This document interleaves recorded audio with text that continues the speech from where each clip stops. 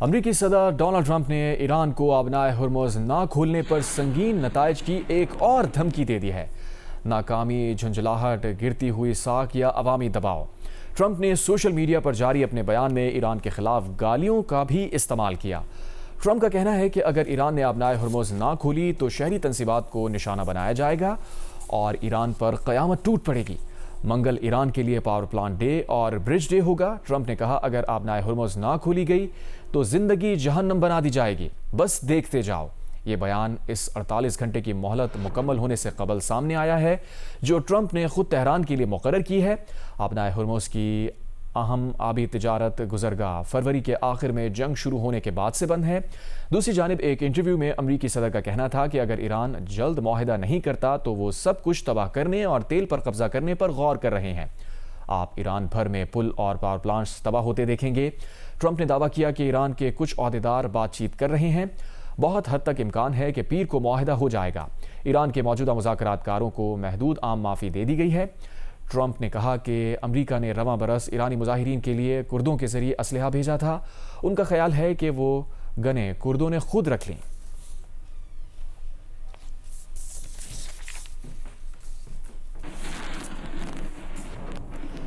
امریکی میڈیا کے مطابق امریکہ اور ایرانی حکام کے درمیان ایک اور رابطہ ہوا ہے۔ ایک پاکستانی عہدیدار نے امریکی میڈیا سے گفتگو کرتے ہوئے کہا ہے کہ امریکہ اور ایرانی حکام کے درمیان رابطہ کر کے ذرائع فراہم کرنے میں پاکستان اور مصر شامل ہیں۔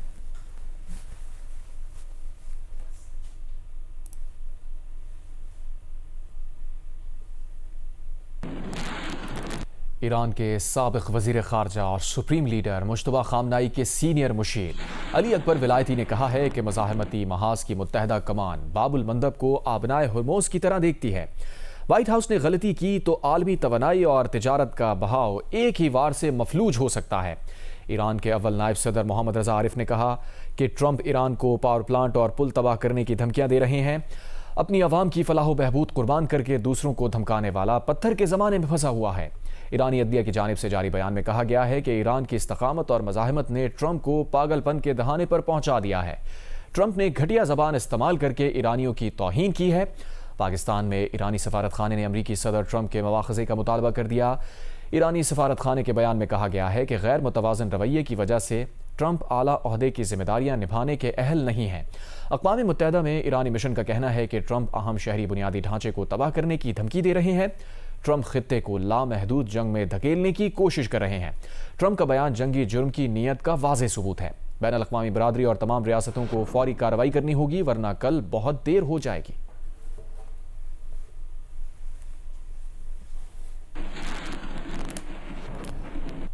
امریکی صدر ٹرمپ کے گالیوں بھرے بیان پر امریکہ کے سینئر سیاستدانوں نے شدید تشویش کا اظہار کیا ہے۔ سینیٹر برنی سینڈرز نے کہا ہے کہ ٹرمپ ذہنی عدم توازن کا شکار اور خطرناک ہو چکے ہیں۔ کانگریس کو کوئی اقدام کرنا ہوگا اور اسی وقت کرنا ہوگا۔ امریکی سینیٹر کرس مرفی نے کہا اگر میں ٹرمپ کی کابینہ میں ہوتا تو میں امریکی آئین میں 25ویں ترمیم لاگو کرنے کے لیے قانون دانوں سے بات کر رہا ہوتا۔ 25ویں ترمیم کے تحت صدر کی معذوری کی صورت میں کابینہ کے اکثریتی فیصلے سے اس کے اختیارات نائب صدر سنبھال سکتا ہے۔ ٹرمپ کی سابق زبردست حامی ٹیلر گرین نے کہا کہ ٹرمپ پاگل ہو چکے ہیں۔ ٹرمپ انتظامیہ کا ہر وہ شخص جو خود کو مسیحی سمجھتا ہے اسے صدر کے پاگل پن میں مداخلت کرنی چاہیے۔ سینٹ میں اقلیتی قائد چک شومر نے کہا کہ ایسے میں جب سب لوگ ایسٹر منانے جا رہے ہیں ٹرمپ سوشل میڈیا پر بے قرار پاگل کی طرح بکواس کر رہا ہے۔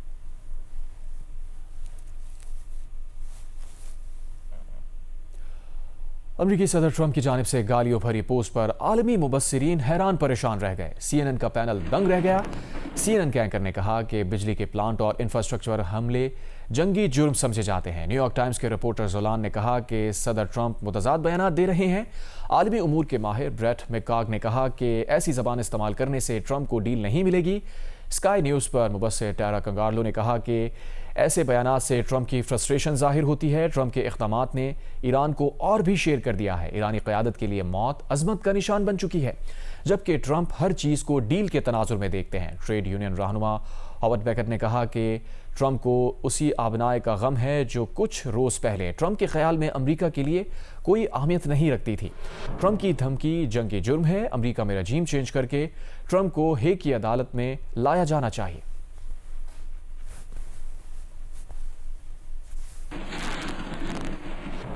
ایرانی پارلیمنٹ کے اسپیکر باقر غالباف نے ٹرمپ کی دھمکیوں پر رد عمل میں کہا ہے کہ تمہارے غیر ذمہ دارانہ اقدامات ہر امریکی خاندان کو زندہ جہنم میں دھکیل رہے ہیں۔ ہمارا پورا خطہ جلنے والا ہے کیونکہ تم نیتن یاہو کے احکامات ماننے پر مصر ہو۔ غلطی نہ کرو، تم جنگی جرائم کے ذریعے کچھ حاصل نہیں کر سکو گے۔ واحد حقیقی حل ایرانیوں کے حقوق کا احترام کیا جائے اور اس خطرناک کھیل کو ختم کیا جائے۔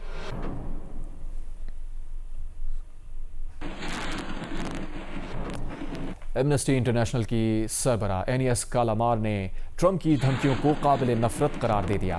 ان کا کہنا ہے کہ کیسا نفرت انگیز پیغام ہے۔ ایرانی پلوں، بجلی گھروں کو تباہ کرنے کے بعد سب سے پہلے متاثر شہری ہوں گے۔ نہ بجلی نہ پانی، حملوں سے بچنے کے لیے کوئی راستہ نہیں ہوگا۔ یہ ممکنہ طور پر جنگی جرائم کی سلسلہ وار مثال ہے۔ سربراہ ایمنسٹی انٹرنیشنل نے کہا کہ یہ ہیں ڈونلڈ ٹرمپ جو سپہ سالار ہیں۔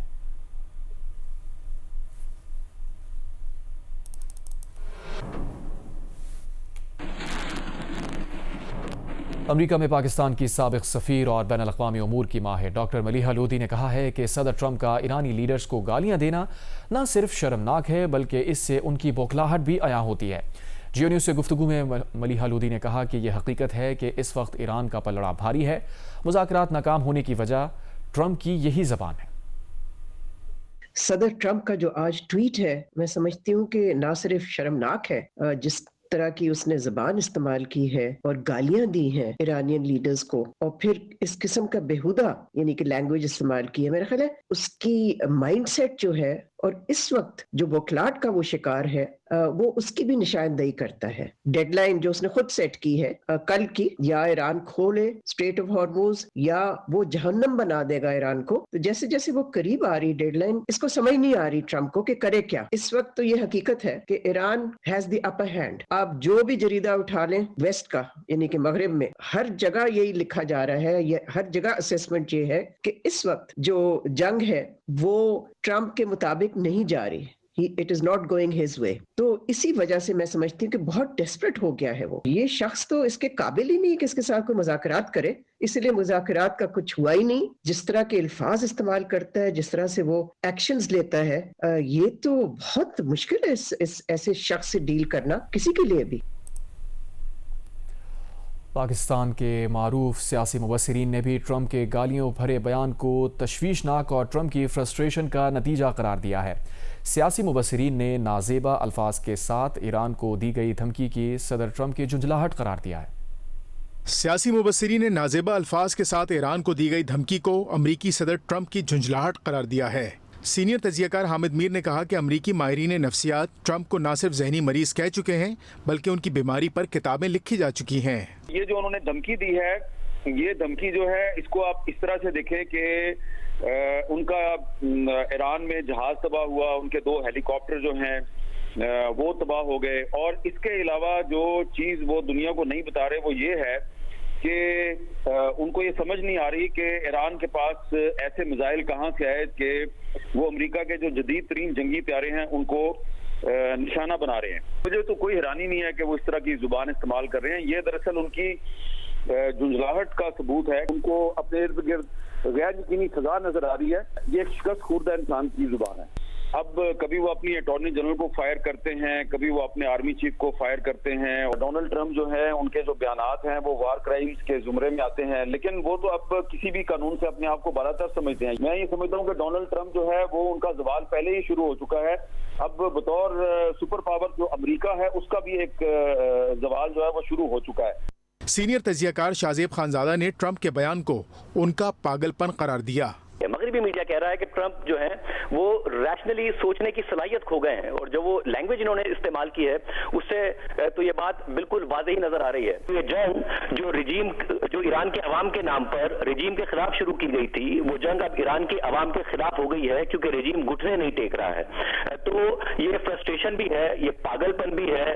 ٹرمپ جتنی انسرٹن شخصیت ہے، کوئی نیٹو اتحادین کا ساتھ دینے کو تیار نہیں ہے، ان کے خلاف بھی بیانات دے رہے ہیں، کبھی 48 گھنٹے دیتے ہیں، کبھی 10 دن دیتے ہیں، اور پھر کبھی کہتے ہیں میں تو مذاکرات میں انٹرسٹڈ نہیں ہوں، ایران انٹرسٹڈ ہے، مگر پھر کہتے ہیں مذاکرات کرو اور میری بات مان لو ورنہ میں تمہارے پاور پلانٹس بھی تباہ کر دوں گا۔ کبھی کہتے ہیں کہ اسٹریٹ آف ہارموز کی ہمیں تو ضرورت نہیں ہے، جن کو ضرورت ہے وہ خود کھلوا لیں، مگر پھر کہتے ہیں کہ جی اگر آپ نے 48 گھنٹے کے اندر اسٹریٹ آف ہارموز نہیں کھولی تو میں پاور پاور پلانٹ بریجز سب تباہ کر دوں گا اس لیے کھول دو، اور پھر گالیاں دیتے ہیں، غلط الفاظ کا استعمال کرتے ہیں. تو یہ واضح نظر آ رہا ہے کہ صدر ٹرمپ کے جو آبجیکٹو تھے وہ نہیں اچیو ہوئے. جب آپ کسی دوسرے ملک کے سربراہ مملکت کو شہید کر دیں اور اس کے بعد اس کا بھرپور انداز میں کریڈٹ لیں، آپ ان کے جرنیلوں کو ماریں اور پھر اس کا باقاعدہ طور پر کریڈٹ لیں، تو یہ جنگی جرائم کے زمرے میں آتا ہے. اب پچھلے 2 دن کے اندر ایران میں یونیورسٹیز کو ٹارگٹ کیا گیا ہے، ایران کے اندر اسپتالوں کو ٹارگٹ کیا گیا ہے. اس سے پہلے جو پہلے حملے ہوئے تھے 160 بچیاں شہید کر دی گئی تھی کیونکہ اسکول پر حملہ کیا گیا تھا. اور اب ٹرمپ یہ کہہ رہے ہیں کہ وہ پاور پلانٹس پر حملے کریں گے، بریجز پر حملے کریں گے. تو جو جنگ شروع ہوئی تھی یہ کہہ کے کہ ہم ایران کے عوام کے لیے جنگ لڑ رہے ہیں، کیونکہ ہم ایران کی قوم کو ایک دفعہ پھر ایران کو عظیم بنانا چاہتے ہیں. وہ کیا ہو رہا ہے کہ اب آپ وہ جنگ ایران کے عوام کے خلاف ہی لڑ رہے ہیں، کیونکہ بریجز تباہ ہوں گے تو کس کا نقصان ہوگا؟ ایران کے عوام کا. پاور پلانٹ تباہ ہوں گے، کون اندھیرے میں ڈوبے گا؟ ایران کے عوام اندھیرے میں ڈوبیں گے. قومی سلامتی کے ماہر سید محمد علی اور مریم فاطمہ نے کہا ایران نے سرنگوں نہ ہو کر ٹرمپ اور امریکہ کا اسٹیٹس داؤ پر لگا دیا ہے. اس کے پیچھے مجھے سب سے بڑی جو وجہ نظر آتی ہے وہ یہ ہے کہ امریکہ ایک سپر پاور تھا، اور اس ساری جنگ کی شروعات کے ساتھ امریکہ کا جو سپر پاور کا ایک سٹیٹس تھا وہ متاثر ہو گیا بہت بری طرح. ایران جو ہے یہ ہمارے سامنے ایک امریکہ کا ایک ٹیسٹ کیس تھا. اس ٹیسٹ کیس کے اندر امریکہ کا جو ایک وہ نیو ورلڈ آرڈر کے اندر جس طرح اس نے اپنے آپ کی پوسچرنگ کی تھی اور اس نے بڑے ایک ایجنڈاز اور تھیمز کے اوپر کام کیا تھا، وہ سب کے سب جو ہے مجھے لگتا ہے سائڈ لائن ہو گئے ہیں. America is what it always was. Definitely الفاظ کا چناؤ جو ہے وہ ان کی فرسٹریشن کا اظہار ہے، کیونکہ وہ بڑے حیران اور پریشان ہیں کہ اتنے بڑے پیمانے پہ جو ایران کے خلاف انہوں نے بمباری کروائی ہے اور جو ٹارگٹس کو نقصان پہنچایا ہے، ہزاروں نشانوں کو جو ہے نقصان پہنچایا ہے، اس کے باوجود جو ہے ایران ابھی تک سرنگوں نہیں ہوا. تجزیہ کار ہما بقائی کا کہنا تھا کہ ایران خود پر تھوپی گئی یہ جنگ اس وقت تک جاری رکھے گا جب تک اپنے مقاصد حاصل نہ کر لے. سوشل میڈیا پر گالیوں بھرا بیان جاری کرنے کے کچھ دیر بعد امریکی صدر ٹرمپ کو آرام آ گیا. امریکی میڈیا کو انٹرویو میں صدر ٹرمپ نے کہا کہ منگل تک امریکہ اور ایران کے درمیان معاہدہ ہو سکتا ہے. اسٹیو وٹکوف اور جیرڈ کشنر ایرانیوں کے ساتھ مذاکرات کر رہے ہیں. پاکستان، مصر اور ترکی کے وزرائے خارجہ اعتماد سازی کے اقدامات کے پیکج تک پہنچنے کی کوشش کر رہے ہیں. یہ کوششیں ٹرمپ کے الٹیمیٹم میں توسیع اور فریقین کو ملاقات کے قریب لانے کا باعث بن سکتی ہیں. ٹرمپ کا الٹیمیٹم آگے بڑھانے یا کم از کم جزوی معاہدے تک پہنچنے کے لیے ثالثیں کوششیں جاری رکھے ہوئے ہیں. امریکی میڈیا کی رپورٹ میں کہا گیا ہے کہ پاکستان، مصر اور ترکی کے وزرائے خارجہ نے ہفتے کے روز وٹکوف اور اراغچی کے ساتھ اس معاملے پر گفتگو کی، لیکن کوئی پیش رفت نہیں ہوئی. وزیر اعظم شہباز شریف کی زیر صدارت خطے میں حالیہ کشیدگی کے دوران پیٹرولیم مصنوعات پر حکومت کی جانب سے سبسڈی کے نفاذ پر پیش رفت کا جائزہ اجلاس کو سبسڈی کی فراہمی پر پیش رفت سے آگاہ کرنے کے ساتھ ساتھ ملک میں ایندھن کے ذخائر اور کھپت پر بھی بریفنگ دی گئی. وزیر اعظم نے کہا کہ عوام کو ریلیف فراہم کرنے کے لیے مسافر بسز کو 1 لاکھ روپے ماہانہ جبکہ منی بسز اور ویگنز کو 40,000 روپے ماہانہ سبسڈی دی جا رہی ہے تاکہ کرایوں میں اضافہ نہ ہو. اسی طرح اشیاء خورنوش کی قیمتوں کو قابو میں رکھنے کے لیے ٹرکس کو 70,000، بڑی مال بردار گاڑیوں کو 80,000 اور ڈیلیوری وینز کو 35,000 روپے ماہانہ سبسڈی فراہم کی جا رہی ہے. سبسڈی کی رقوم ڈیجیٹل والیٹس کے ذریعے منتقل کی جا رہی ہیں اور اس کا آغاز گزشتہ روز سے ہو چکا ہے. وزیر اعظم نے کہا کہ گزشتہ 3 ہفتوں کے دوران 129 ارب روپے کا عوامی ریلیف پیکج دیا جا چکا ہے. وزیر اعظم نے اعلان کیا کہ ٹول ٹیکس میں سہ ماہی 25% اضافہ واپس لے لیا گیا ہے.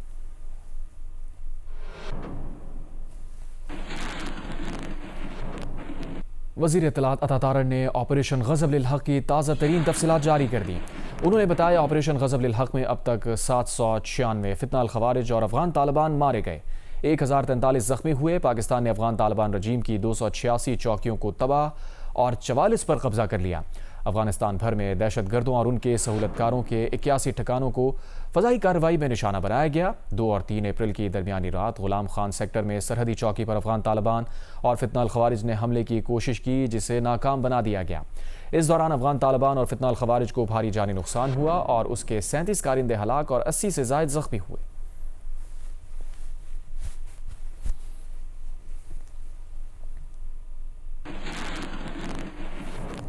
چینی وزیر خارجہ وانگ یی کی روسی وزیر خارجہ سرگئی لاروف سے ٹیلی فون پر گفتگو ہوئی ہے. وانگ یی کا کہنا ہے کہ آبنائے ہرمز کے بحری راستے کی بحالی جلد از جلد جنگ بندی سے ہی ممکن ہے. چین نے ہمیشہ عالمی تنازعات کی سیاسی مفاہمت کی وکالت کی ہے۔ چین ہمیشہ سے علاقائی مسائل کو بات چیت اور مذاکرات سے حل کرنے کا حامی رہا ہے۔ چین مشرق وسطیٰ کشیدگی میں کمی کے لیے روس کے ساتھ تعاون کے لیے تیار ہے۔ چین اقوام متحدہ سلامتی کونسل میں بھی روس کے ساتھ تعاون جاری رکھے گا۔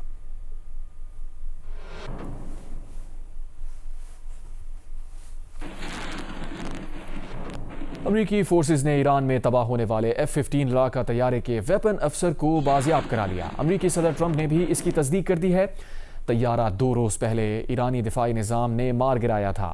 ایرانی اور امریکی فورسز دونوں ویپن افسر کو تلاش کر رہی تھیں۔ امریکی ٹی وی کے مطابق ایئر فورس اہلکار مبینہ طور پر ایک اونچی چوٹی کی طرف چڑھ گیا اور تقریباً 48 گھنٹے تک وہیں چھپا رہا۔ امریکی اہلکار نے یا تو خفیہ رابطہ کا طریقہ کار اختیار کیا یا پھر ایک ایمرجنسی بیکن فعال کیا، جس کی مدد سے امریکی افواج اس کا سراغ لگانے میں کامیاب ہوئیں۔ امریکی صدر ڈونلڈ ٹرمپ نے کہا کہ ایرانی پہاڑوں کی گہرائی سے شدید زخمی اور بہادر افسر کو بچا لیا ہے۔ ایرانی فوج افسر کو تلاش کر رہی تھی اور بہت قریب پہنچ گئی تھی۔ ایسے مشن میں افراد اور ساز و سامان دونوں کو شدید خطرہ ہوتا ہے۔ ٹرمپ نے کہا کہ ہم نے ایران کے اوپر 7 گھنٹے گزارے، یہ بھی غیر معمولی بات ہے۔ ریسکیو آپریشن میں درجنوں طیارے اور جدید ہتھیار استعمال کیے گئے۔ ڈونلڈ ٹرمپ کا کہنا تھا کہ ایک روز قبل ایک اور امریکی پائلٹ کو بھی خفیہ طور پر ریسکیو کیا گیا۔ دشمن کے علاقے میں 2 الگ الگ کامیاب ریسکیو آپریشنز پہلی بار انجام دیے گئے۔ ہم جنگ لڑنے والے کسی امریکی کو پیچھے نہیں چھوڑیں گے۔ امریکی صدر نے دعویٰ کیا کہ ایرانی فضاؤں پر مکمل برتری حاصل ہے۔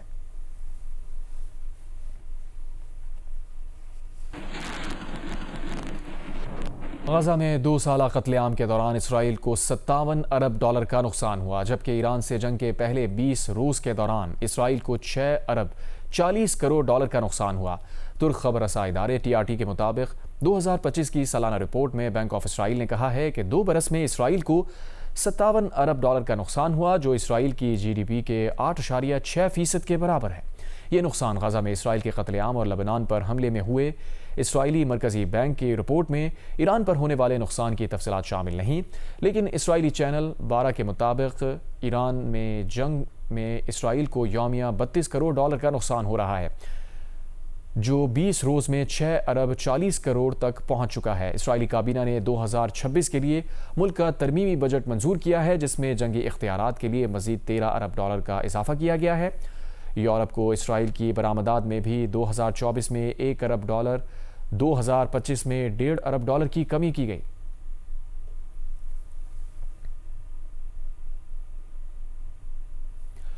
متحدہ عرب امارات کی بندرگاہ پر کنٹینر جہاز کے قریب پروجیکٹائل کے ٹکڑے گرنے کی اطلاع ہے۔ برطانوی میری ٹائم تنظیم UKMTO کے مطابق اماراتی بندرگاہ پر کنٹینر جہاز کے قریب نامعلوم پروجیکٹائل کے گرنے سے جہاز کے کپتان نے اطلاع دی۔ شارجہ میں اماراتی حکام کا کہنا ہے کہ بندرگاہ پر پیش آئے واقعے سے نمٹ رہے ہیں، کسی زخمی کی اطلاع نہیں ہے۔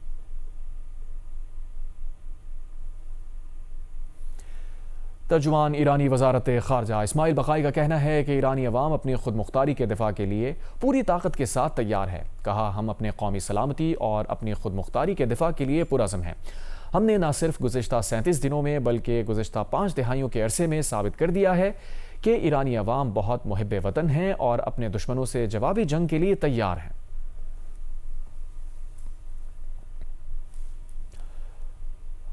روس نے مطالبہ کیا ہے کہ امریکہ کو الٹیمیٹم کی زبان ترک کر دینی چاہیے۔ امریکہ کو صورتحال کی بہتری میں اپنا کردار ادا کرنا ہوگا۔ صورتحال کو مذاکرات کے راستے پر واپس لانا ہوگا۔ ایرانی وزیر خارجہ عباس اراغچی سے ٹیلی فون پر گفتگو میں روسی وزیر خارجہ سرگئی لاروف نے کہا، امید ہے ایران تنازع کم کرنے کی کوششیں نتیجہ خیز ثابت ہوں گی۔ فریقین کو سفارتی کوششوں کو نقصان پہنچانے والے اقدامات سے گریز کرنا چاہیے۔